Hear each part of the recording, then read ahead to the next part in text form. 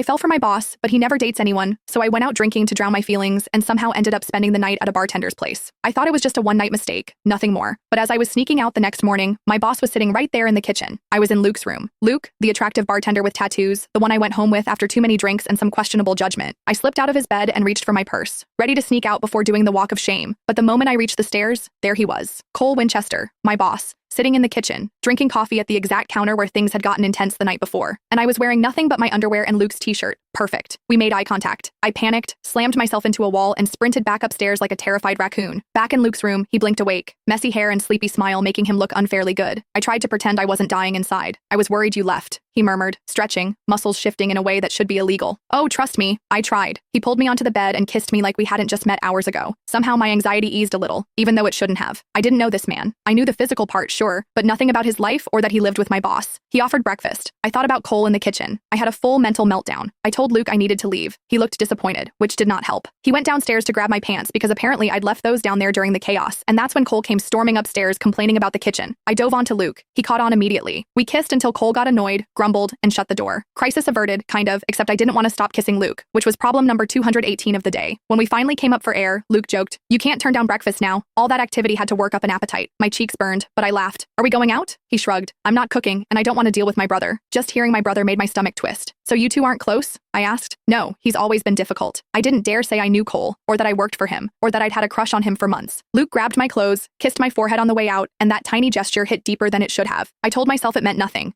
But a moment later, when he stood by the window and his grin faded with a hint of sadness, I felt myself wanting more. I hated that. When I finally got home, Jillian started blowing up my phone. I invited her over because I needed someone who wouldn't judge me. My mom wanted to set me up with a doctor. My sister wanted to schedule play dates. I just wanted to drink. By the time Jillian arrived, I'd already had one glass and was halfway through a supernatural romance book that unfortunately had a demon hunter named Luke. Fate has a sense of humor. Jillian walked in like a hurricane. "What happened? Was it awful? Tell me everything." I told her everything, especially the part where Luke is Cole Winchester's brother. She choked on her drink, then laughed until she almost cried. But when I told her Luke asked for my number, her tone shifted. "Lexi, guys don't offer breakfast after a one-night mistake unless they want more." I didn't want to believe it. Wanting more felt dangerous. I kept telling myself, guys like him don't date single moms. He's inked, gorgeous, free. I'm divorced with 2 kids and a minivan that smells like crackers and stress. I tried to shrug it off, but I couldn't stop thinking about the way Luke looked at me, the way he treated me, the unexpected comfort I felt around him, which scared me. Monday came too fast. "Good morning, Alexis," Cole said as I poured coffee in the break room. I nearly dropped the pot. He asked if I'd done anything fun this weekend. I stammered. Jillian, trying to help, asked if he had siblings. He answered stiffly, "I do," then added, "I wish I could say we were close." My stomach twisted. Cole had no idea who I was in his kitchen last night, and he could never find out. Back at my desk, I tried to act normal until my phone rang with a Chicago number. "Luke." I